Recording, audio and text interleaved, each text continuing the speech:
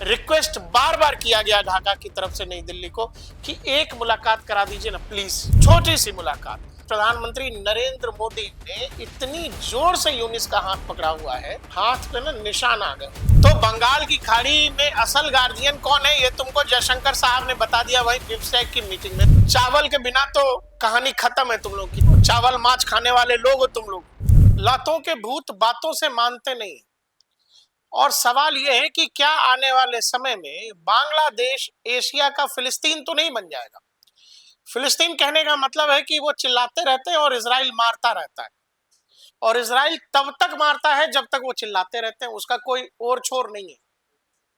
बांग्लादेश के लक्षण जो है कुछ कुछ वैसे ही होते जा रहे हैं, और बहुत दुर्भाग्यपूर्ण है, बहुत बुरा भी लगेगा आपको कि जो बांग्लादेश हमारी वजह से दुनिया के मानचित्र पे आया, वो बांग्लादेश अब कुछ ऐसी चीजें कर रहा है जो इसको फिलिस्तीन बना देगा, और ऐसा हो जाएगा। और आप यकीन करिए, कुछ लोग हमारे वीडियोस पर लिखते हैं कि अरे किच्छु होबे ना, किच्छु होबे ना, मोदी किच्छु कोरबे ना। मोदी की लाठी में आवाज होता नहीं है। आज के दौर का जो भारत है उसकी लाठी में आवाज नहीं है, सीधा एक्शन होगा। इसीलिए हम कह रहे हैं कि जब प्रधानमंत्री की मुलाकात थाईलैंड में यूनिस से हुई तो ऐसा नहीं था कि भारत मिलना चाह रहा था यूनिस से। हमको हमारे पास नई दिल्ली के पास यूनिस का रिक्वेस्ट, ढाका का रिक्वेस्ट पिछले 4 महीने से पड़ा हुआ है कि भाई साहब मिल लीजिए, भाई साहब प्लीज मिल लीजिए, भाई साहब 5 मिनट का समय दीजिए। और प्रधानमंत्री नरेंद्र मोदी मिल नहीं रहे थे। बिम्स्टेक की मीटिंग में जब प्रधानमंत्री वहां गए तो फिर से ढाका की तरफ से रिक्वेस्ट किया गया कि प्लीज थोड़ा सा समय दे देते। ये मुलाकात तय नहीं थी, इस मुलाकात का समय फिक्स नहीं था, कहीं से कोई टाइम लिया भी नहीं गया था। एजेंडम रिक्वेस्ट पहले से थी नई दिल्ली के पास। अब चूंकि दोनों ही नेता थाईलैंड में थे, फिर से ढाका की तरफ से रिक्वेस्ट आया, प्रधानमंत्री ने हाँ कह दी। अब डिप्लोमेसी में क्या है, डिप्लोमेसी में आप कैसे बैठे हैं, कैसे खड़े हैं, किस तरह से हैंडशेक कर रहे हैं, किस तरह से बात कर रहे हैं, किन शब्दों का इस्तेमाल कर रहे हैं, इन सब का डिप्लोमेसी में अर्थ होता है।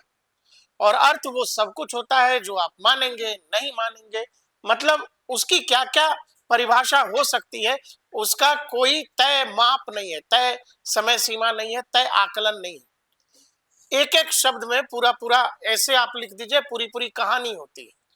तो जो उसको डिकोड करते हैं वो उस हिसाब से डिकोड करते हैं। आपको प्रधानमंत्री नरेंद्र मोदी दिखाई दे रहे हैं, साथ में यूनिस दिखाई दे रहा है। आप यूनिस की बॉडी लैंग्वेज देखकर आप समझ जाएंगे कि इसकी क्या हालत रही होगी जब ये व्यक्ति, ये जो पपेट है आईएसआई का, जब ये प्रधानमंत्री नरेंद्र मोदी से मिला है। बताने वाले ये बता रहे हैं कि मुलाकात से पहले यूनिस बहुत घबराया हुआ था, और इस बात की चर्चा ढाका में भी है, बांग्लादेश में भी है, कि इस मीटिंग में खासे नर्वस नजर आए बांग्लादेशी सरकार के अंतरिम प्रधानमंत्री। हम आपको एक वीडियो दिखाने जा रहे हैं। मैंने आपसे जैसे कि कहा कि डिप्लोमेसी में बॉडी लैंग्वेज का बड़ा फर्क होता है। आप किस तरह से सामने वाले लीडर से आई कांटेक्ट करते हैं, आप किस तरह से मिल रहे हैं, किस तरह से बातें हो रही हैं, वो ये बताता है कि उस मीटिंग में के बाद या उस मीटिंग से पहले माहौल क्या है और किस माहौल में बातचीत की संभावना है। जब वहां यूनिस पहुंचा मीटिंग के लिए, फिर वहां जो माहौल था आपको ये देखना चाहिए। ये देखिए, ये यूनिस साहब आए, अब देखिएगा। प्रधानमंत्री ने सिंपल जो भारतीय परंपरा है कि नमस्ते किया और मिलाया हाथ। आप हाथ के मूवमेंट्स पर ध्यान देना, ये देखिए। और फिर ये भाई साहब बैठने से पहले कह रहे हैं अरे मेरा पेपर लाओ। अब मैंने आपसे बताया कि जब कौन कितना मजबूत है, कौन कितना ताकतवर है, किस मीटिंग में किसकी क्या लाइन होने वाली है। आमतौर पे जब आप प्रधानमंत्री नरेंद्र मोदी की विदेशी नेताओं के साथ मुलाकात पर गौर करेंगे तो प्रधानमंत्री जिस तरह से डोनाल्ड ट्रंप हो या दुनिया के तमाम बड़े नेता, पुतिन हो, आप देखेंगे गले लगाते हैं। आप देखेंगे ट्रंप को भी गले लगाया था। चाइनीज प्रेसिडेंट के साथ ऐसा नहीं होता है। भारत चीन संबंध कैसे हैं सबको पता है।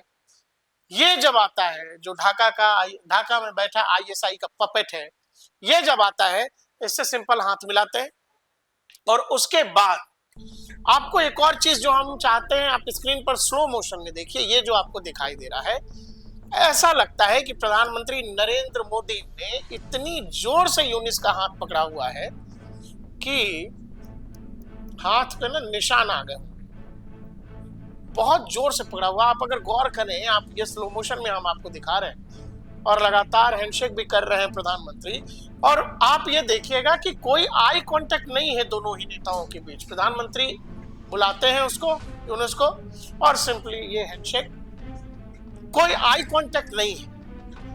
तो मैंने आपसे बोला कि इन सब का बड़ा महत्व होता है डिप्लोमेसी में, कि आप सामने वाले को भाव कितना दे रहे हैं। दूसरा, यूनिस क्यों घबराया हुआ था, यूनिस को डर इस मीटिंग में क्यों लग रहा था, यूनिस इतना कंफ्यूज क्यों था, आप इससे समझेंगे कि बैठते ही इसने अपने जो उनका प्रतिनिधिमंडल था उनसे जो कहा कि भाई साहब कुछ पेपर दे दो।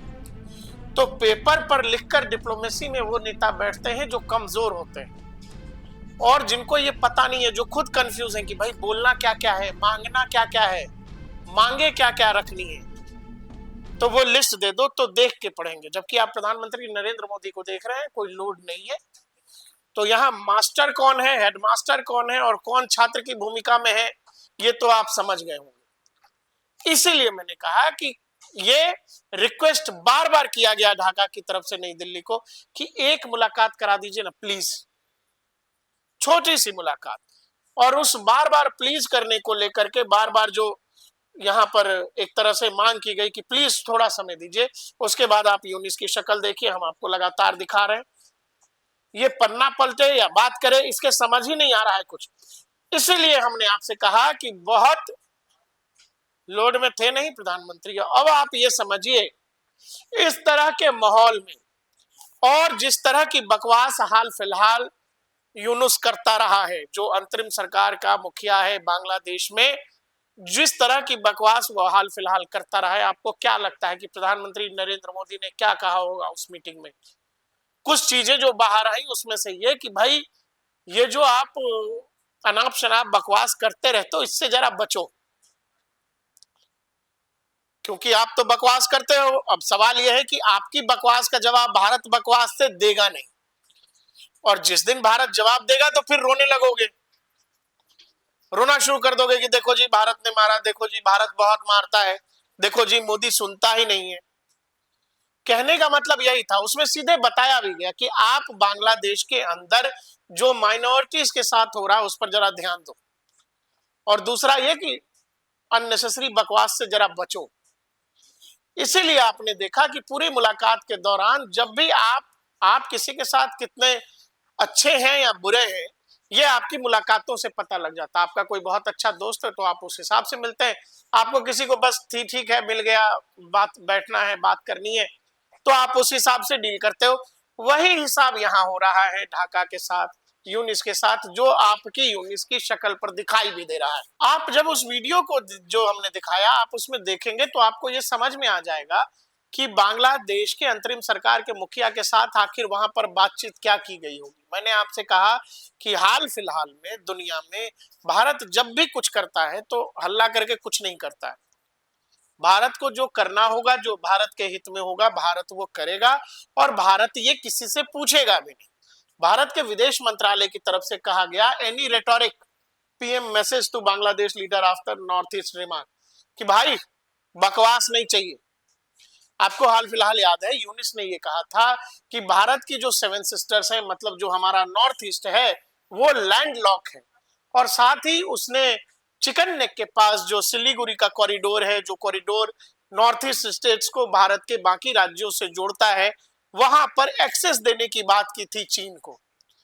उसी बात पर तब प्रधानमंत्री ने जरा समझाया कि भाई जरा कायदे में रहो, फायदे में रहोगे, और ये बात ढाका को अच्छे से समझा दी गई है। दूसरा ये कि आजकल बहुत बकवास ढाका की तरफ से किया जा रहा है। जब यूनिस चीन गया हुआ था तो वहां पर भी उसने बकवास किया कि भाई भारत के 7 सिस्टर्स के पास, मतलब यहाँ पर बे ऑफ बंगाल को का उसने खुद को गार्जियन बता दिया। इसके अलावा उसने चीन को कहा कि आइए हम लोग व्यापार करते हैं। तो व्यापार करते हैं, ये बकवास करने के बाद आपको पता है कि वहीं जयशंकर साहब ने कह दिया कि भाई बंगाल की जो खाड़ी है उसकी उसका सबसे ज्यादा सीमा जो है भारत से जुड़ता है। तो गार्जियन कौन है ये दुनिया को पता है। दूसरा, ये जो समुन्दर में जो गार्जियन बनने के लिए मछली पकड़ने वाले नावों की जरूरत नहीं होती है। अबे मछली वाले नावों को तुम लोग नेवी तो नहीं समझ रहे हो ढाका वालों। तो बंगाल की खाड़ी में असल गार्जियन कौन है ये तुमको जयशंकर साहब ने बता दिया वही बिम्स्टेक की मीटिंग में। दूसरा, जो बकवास यूनिस की तरफ से की गई थी कि आप जो है इतना लंबा रास्ता तय करते हैं और फिर सामान तेल लेकर चीन जाते हैं, आइए हम लोग बे ऑफ बंगाल में, बे ऑफ बंगाल के हम गार्जियन है मतलब बांग्लादेश, और फिर वो भारत के सेवन सिस्टर्स को लैंडलॉक बता देता है और ये कहता है यहां पर हम चिकन नेक के पास आपको पैसेज दे देंगे। अब आप ये समझिए इशारा क्या है। एक तरह से भारत को ब्लैकमेल करने की कोशिश थी। तो इसी के जवाब में जयशंकर साहब ने ये कहा कि बहुत ज्यादा अगर खेलने का मन कर रहा है तुम लोगों का तो तुम्हारी जानकारी के लिए बता दें कि बंगाल की खाड़ी की सीमा जो है सबसे ज्यादा भारत से जुड़ती है। तो वहां का गार्जियन कौन है ये बहुत क्लियर है। दूसरा, ये उन्होंने ये कहा कि जब तुम लोग अगर इस लेवल पे खेलने की कोशिश कर रहे हो तो हम जो है, उन्होंने थाईलैंड में एक नए रूट का जिक्र कर दिया, जो जिस रूट से भारत का नॉर्थ ईस्ट जो है वो सीधे जुड़ जाएगा। आप जब यहां आइएगा, ये रहा थाईलैंड और यहां ये बंगाल की खाड़ी, यहां इंडियन नेवी। इंडियन नेवी का एक्सेस जो है, अभी इंडियन नेवी को यहां मलक्का की खाड़ी से होते हुए उधर साउथ चाइना सी तक जाना पड़ता है। थोड़ी कहानी लंबी। भारत ने ये एक तरह से एक नया रूट इजाद किया जिसमें कहा गया कि जो थाईलैंड का बीच में लैंड रूट है उसका इस्तेमाल करते हुए यहां से शिप्स आए, व्यापारिक शिप्स, फिर ये लैंड रूट का इस्तेमाल हो और यहाँ एक और बंदरगाह बनाया जाए। मतलब जो लैंड वाला हिस्सा है उसमें 2 बंदरगाह बने और उनका इस्तेमाल भारत के नॉर्थ ईस्ट स्टेट को इन इलाके, ये जो इलाका है इधर जो थाईलैंड, ताइवान, मलेशिया, उस वाले इलाके से जोड़ने की कोशिश है और वहां से व्यापार करने की कोशिश है। साथ ही चीन को साथ ही साथ एक तरह से थ्रेट करने की कोशिश है कि भाई अगर ऐसा तुम्हारा बहुत मन करे बंगाल की खाड़ी में व्यापार करने का तो थोड़ा सा साउथ चाइना सी में हम भी व्यापार करेंगे, पसंद आएगा ना तुमको।